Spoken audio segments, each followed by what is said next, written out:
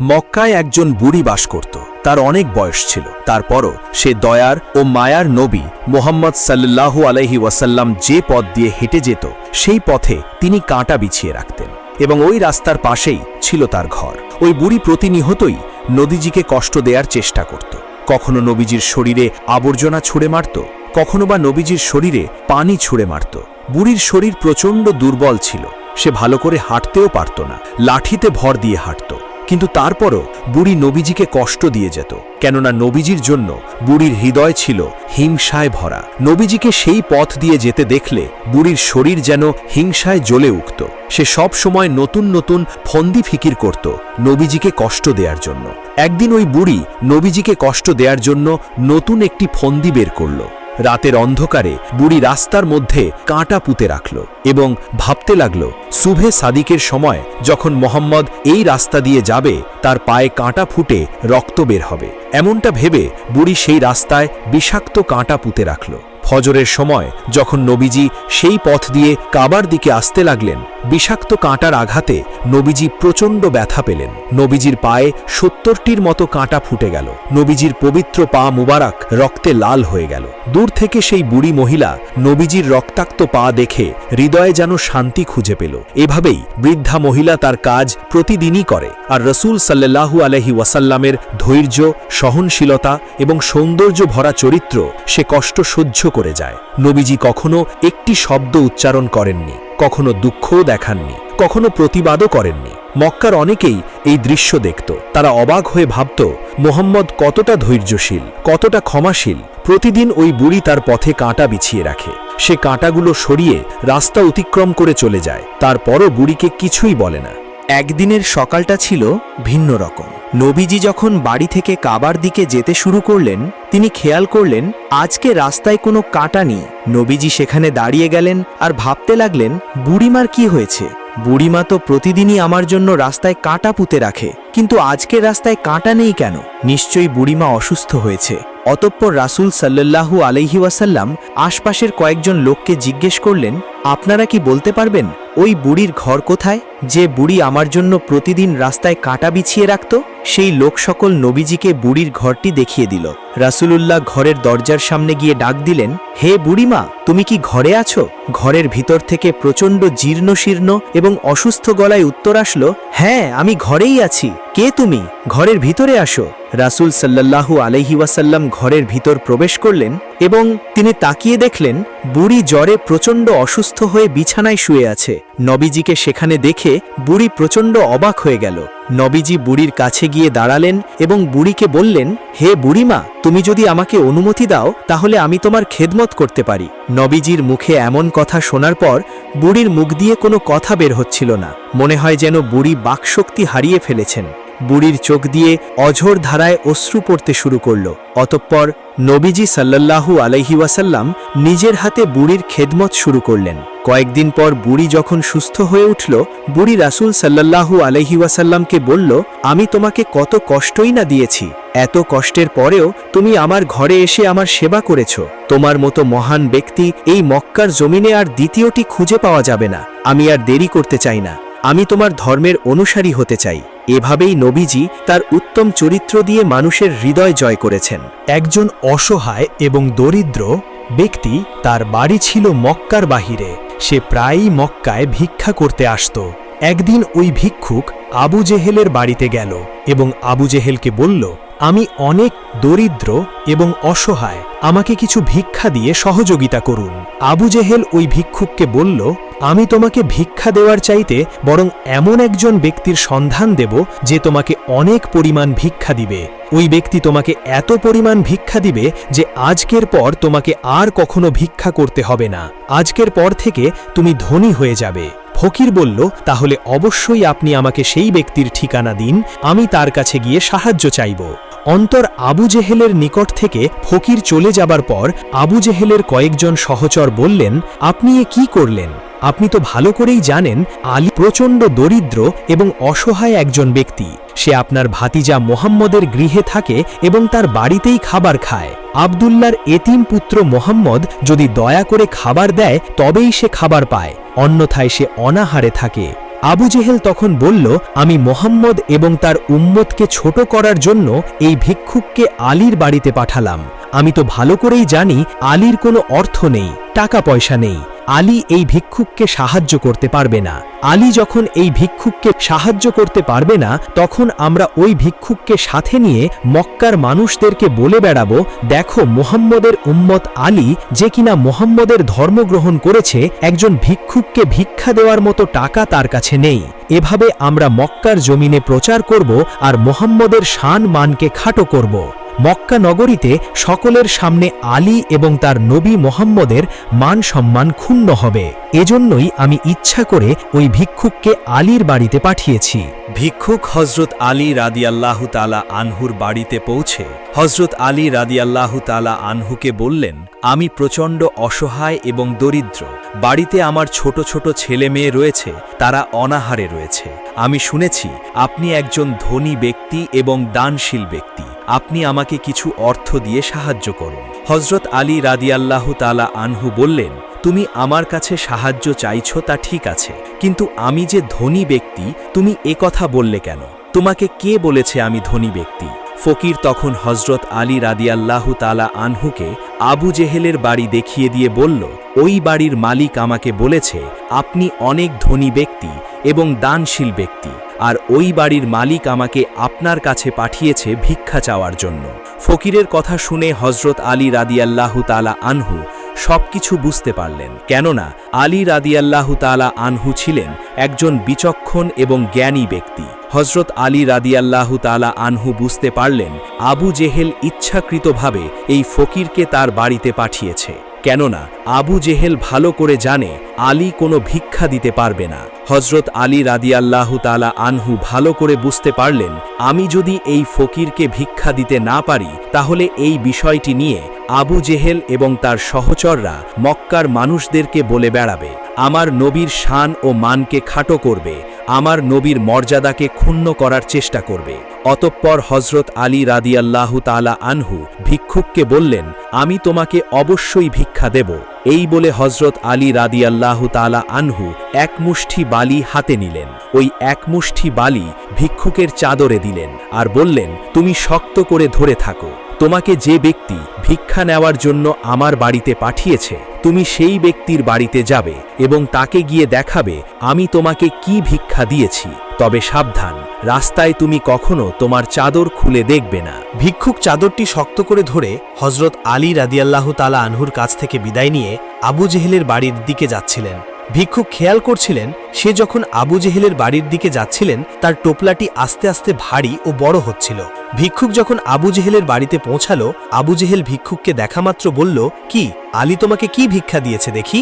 ভিক্ষুক বলল, হ্যাঁ, সে আমাকে অবশ্যই ভিক্ষা দিয়েছে এবং সেগুলো আমি আমার চাদরের ভিতরে এই টোপলার মধ্যে রেখেছি। আবু জেহেল তখন ওই ভিক্ষুককে বলল, সে তোমাকে ভিক্ষা দিয়েছে? আলী কি করে তোমাকে ভিক্ষা দিতে পারে? সে তো একজন অসহায় ব্যক্তি। আলী তো নিজেই খেতে পায় না। সে আব্দুল্লাহর এতিম পুত্র মোহাম্মদের বাড়িতে থাকে। মোহাম্মদ দয়া করে তাকে খাবার দিলে সে খেতে পায়, না দিলে সে অনাহারে থাকে। সে কি করে তোমাকে ভিক্ষা দিবে? ফকির তখন বলল, ওই ব্যক্তি আমাকে ভিক্ষা দিয়েছে এবং ভিক্ষা দেওয়ার পর বলেছে আমি যেন রাস্তায় এই টোপলাটি খুলে না দেখি, আপনার কাছে এসে তারপর যেন খুলে দেখি। এরপর ওই ভিক্ষুক চাদরের নিচ থেকে টোপলাটি বের করে টোপলার মুখ খুললেন। টোপলার মুখ খোলার পর ভিক্ষুক এবং আবু জেহেল এক অলৌকিক দৃশ্য দেখল। আবু জেহেল দেখল ফকিরের টোপলার মধ্যে হীরা জহরত। ফকির তার নিজ টোপলায় হীরা জহরত দেখে অনেক আনন্দিত হল। আবু জেহেল বলল, আমি আমার জীবনে কখনো এত দামি হীরা জহরত দেখিনি। এগুলো কি সত্যিই তোমাকে আলী ভিক্ষা দিয়েছে? ওই ফকির বলল, হ্যাঁ, আলী আমাকে এগুলোই ভিক্ষা দিয়েছে। আবু জেহেল বলল, আমি কিছুতেই বিশ্বাস করি না। আলী তো নিজেই খেতে পায় না, সে অন্যের দয়ার উপর নির্ভরশীল। নিঃসন্দেহে আলী চুরি করেছে এবং চুরি করে তোমাকে ভিক্ষা দিয়েছে।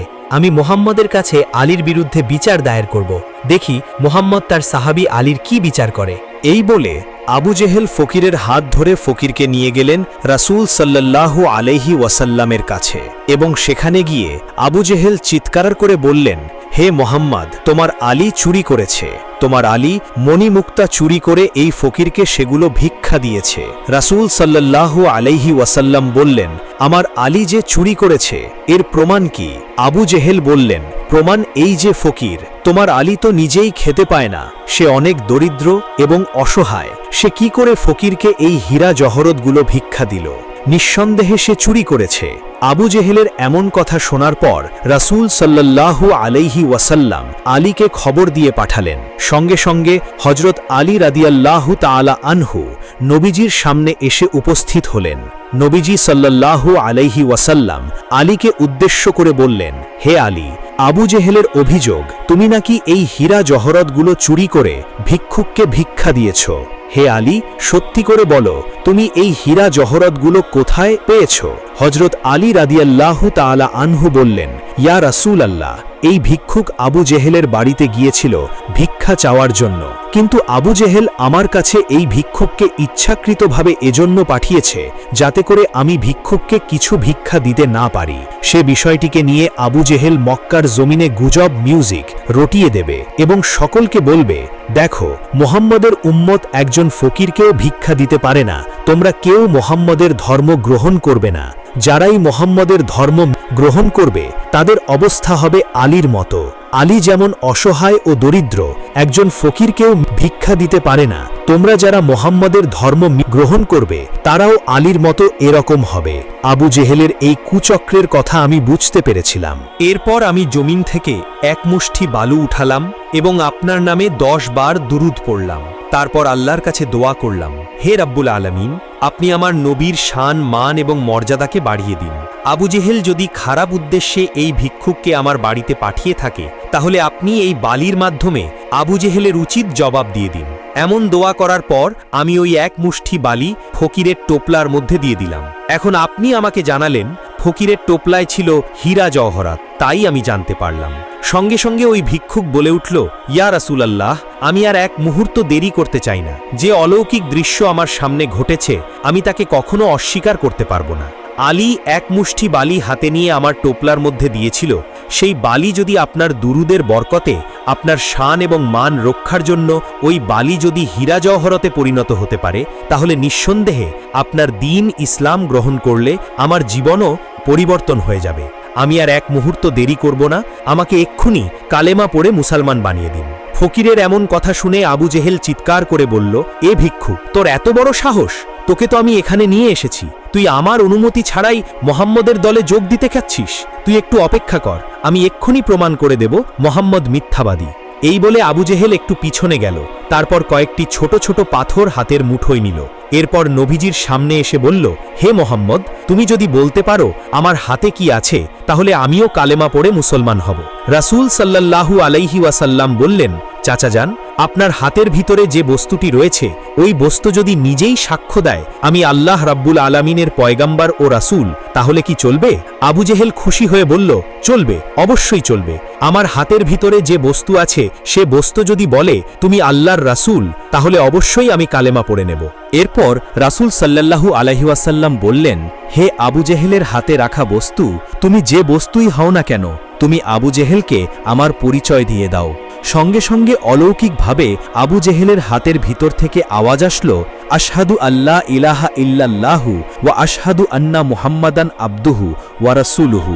অলৌকিক মোজেজা দেখার পর আবু জেহেল চিৎকার করে বলল, জাদুকর, তুমি একজন জাদুকর, অবশ্যই তুমি অনেক বড় জাদুকর, তা না হলে কি করে একটি পাথর তোমার পক্ষে কথা বলতে পারে? তুমি যে একজন জাদুকর এতে কোনো সন্দেহ নেই, আমি কিছুতেই তোমার ধর্ম গ্রহণ করব না। এরপর আবু জেহেল সেখান থেকে চলে গেল, কিন্তু ওই ভিক্ষুক আর এক মুহূর্ত দেরি করলেন না। ভিক্ষুক তার টোপলা থেকে সমস্ত মণিমুক্তা, হীরা জহরত মাটিতে ছুঁড়ে ফেলে দিলেন আর বললেন, আমার সামনে যে দুটি অলৌকিক ঘটনা ঘটেছে এই অলৌকিক ঘটনা দেখার পর আমার আর বুঝতে বাকি নেই আপনি আখেরি জামানার শেষ নবী, শেষ পয়গম্বর। আমাকে এক্ষুনি কালেমা পড়ে মুসলমান বানিয়ে দিন। একদা হযরত মুহাম্মদ সাল্লাল্লাহু আলাইহি ওয়াসাল্লাম তার একজন সাহাবীর অর্থ সংকটের কারণে একজন ইহুদির কাছ থেকে ঋণ গ্রহণ করতে চাইলেন। সেই ইহুদি ঋণ প্রদান করতে সম্মত হল, তবে একটি নির্দিষ্ট দিনের মধ্যে ঋণ পরিশোধ করতে হবে এই শর্ত জুড়ে দিল। হজরত মুহাম্মদ সাল্লাল্লাহু আলাইহি ওয়াসাল্লাম সেই শর্ত মেনে ঋণ গ্রহণ করলেন এবং সেই ঋণটি সাহাবীর কাছে পৌঁছে দিলেন। এভাবেই দিন চলছিল। হজরত মুহাম্মদ সাল্লাল্লাহু আলাইহি ওয়াসাল্লাম একদিন জানাজার নামাজ পড়িয়ে বাড়ি ফিরছিলেন। সাথে ছিলেন প্রিয় সাহাবায়ে কেরাম হজরত আবু বক্কর রাজিয়াল্লাহু তাআলা আনহু, হজরত ওমর রাজিয়াল্লাহু তাআলা আনহু সহ আরও কয়েকজন। পথিমধ্যে সেই ইহুদি হঠাৎ করে হজরত মুহাম্মদ সাল্লাল্লাহু আলাইহি ওয়াসাল্লামের সামনে এসে উপস্থিত। রাগত স্বরে এবং অভদ্র ভাষায় মুহাম্মদ সাল্লাল্লাহু আলাইহি ওয়াসাল্লামের ওনায় হাত দিয়ে বলছে, হে মুহাম্মদ, তুমি আমার ঋণের টাকা পরিশোধ করছো না কেন? আমি তোমার পরিবার সম্পর্কে জানি, একবার টাকা নিলে আর মনে থাকে না। লোকটিকে ঋণ পরিশোধ করার নির্দিষ্ট দিন এখনো পার হয়নি, অথচ সে এসে ঋণের টাকা চাইল। তবুও তিনি কিছু বললেন না। আমরা সকলেই জানি মুহাম্মদ সাল্লাল্লাহু আলাইহি ওয়াসাল্লাম ছিলেন মদিনা রাষ্ট্রের প্রধান। তিনি চাইলেই ওই ইহুদিকে যে কোনো কঠিন শাস্তি দিতে পারতেন, কিন্তু তিনি কিছুই করলেন না। ধীর স্থিরভাবে নিজেকে নীরব রাখলেন। এদিকে সকলেই অবাক হয়ে গেল। মদিনা রাষ্ট্রের প্রধানের সাথে আমাদের সকলের প্রিয় নবী হযরত মুহাম্মদ সাল্লাল্লাহু আলাইহি ওয়াসাল্লামের সাথে এরকম দুর্ব্যবহার কোনোভাবে মেনে নেওয়া যায় না। আমরা এও জানি হযরত ওমর রাদিয়াল্লাহু তাআলা আনহু ছিলেন একজন সাহসী যোদ্ধা। তিনি রীতিমতো রেগে গেলেন এবং নবী করিম সাল্লাল্লাহু আলাইহি ওয়াসাল্লামের কাছে এসে বললেন, হে রাসূল সাল্লাল্লাহু আলাইহি ওয়াসাল্লাম, আমাকে অনুমতি দিন, এই ইহুদির গর্দান আমি দেহ থেকে আলাদা করে দিব। কিন্তু নবী করিম সাল্লাল্লাহু আলাইহি ওয়াসাল্লাম বললেন, হে ওমর, শান্ত হও, আমি তোমার কাছে উত্তম ব্যবহার আশা করি। তুমি কি চাও কেউ খারাপ আচরণ করলে তার সাথে ভালো আচরণ করবে না? এবারে ওমর রাদিয়াল্লাহু তাআলা আনহু নীরব হয়ে গেলেন। তখন হযরত মুহাম্মদ সাল্লাল্লাহু আলাইহি ওয়াসাল্লাম বললেন, হে ওমর, যাও, তুমি এই ব্যক্তিটিকে সাথে নিয়ে ঋণ পরিশোধ করে দাও এবং 32 কেজি খেজুর দিয়ে দাও। এই কথা বলে হযরত মুহাম্মদ সাল্লাল্লাহু আলাইহি ওয়াসাল্লাম অন্যান্য সাহাবীগণকে সাথে নিয়ে চলে গেলেন। এদিকে ওমর রাদিয়াল্লাহু তাআলা আনহু এই ইহুদিকে নিয়ে তার বাড়ির দিকে চলে গেলেন। বাড়িতে যাওয়ার পর ওমর রাদিয়াল্লাহু তাআলা আনহু খুব সুন্দর ব্যবহার করে তার ঋণ পরিশোধ করলেন এবং 32 কেজি খেজুর দিলেন। তখন সেই ইহুদি অবাক হয়ে গেল। এরকম খারাপ আচরণ করার পরও মোহাম্মদ এবং তার অন্যান্য সঙ্গী সাথীগণ কোনো দুর্ব্যবহার করল না, কোনো খারাপ আচরণ করল না। উপরন্তু ঋণ পরিশোধের সাথে 32 কেজি খেজুর, এটা কেন? এ প্রশ্ন করল হযরত ওমর রাদিয়াল্লাহু তাআলা আনহুকে। ওমর রাদিয়াল্লাহু তাআলা আনহু বললেন, শোনো হে ব্যক্তি, তোমার ঋণ পরিশোধ করা হয়েছে। একই সাথে 32 কেজি খেজুর দেওয়ার মানে হচ্ছে আমি তোমার সাথে দুর্ব্যবহার করেছি।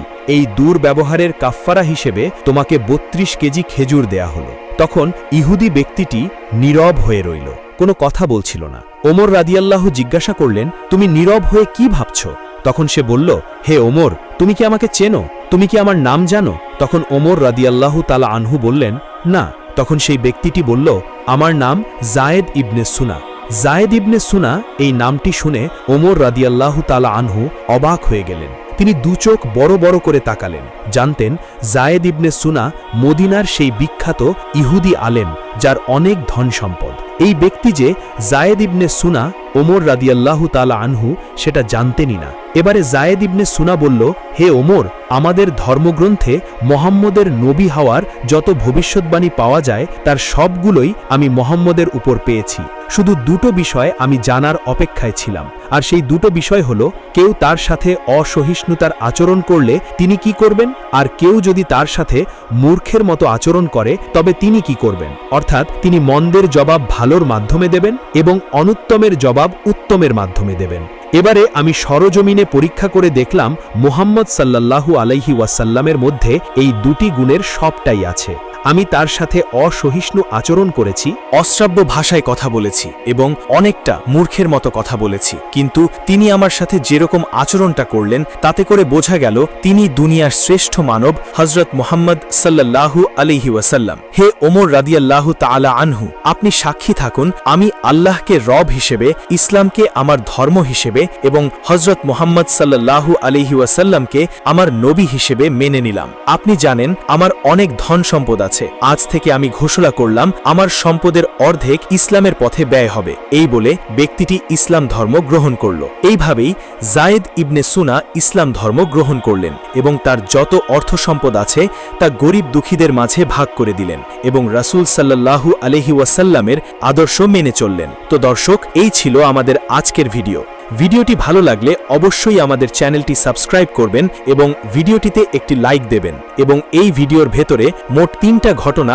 আপনাদেরকে বলা হয়েছে। এই 3টা ঘটনার কোন ঘটনাটি সব থেকে বেশি ভালো লেগেছে তা অবশ্যই কমেন্ট করে জানাবেন। এবং বিশেষ করে এই 3টা ঘটনার ভেতরে আমরা যে প্রথমে ঘটনাটি বি ও রাসূল সাল্লাল্লাহু আলাইহি ওয়াসাল্লামের কাহিনী, দয়া করে কমেন্টে এটাও বলবেন এই ঘটনাটি আপনি কত বছর বয়স থেকে শুনেছেন বা আপনি এই ঘটনাটি কার কাছ থেকে শুনেছেন তা আমাদেরকে অবশ্যই কমেন্টের মাধ্যমে জানাবেন। এবং আপনি নবীর আর কোন ঘটনাটি শুনতে চান তা অবশ্যই আমাদেরকে কমেন্ট করে জানাবেন। আশা করি সকলে ভালো থাকবেন। আসসালামু আলাইকুম।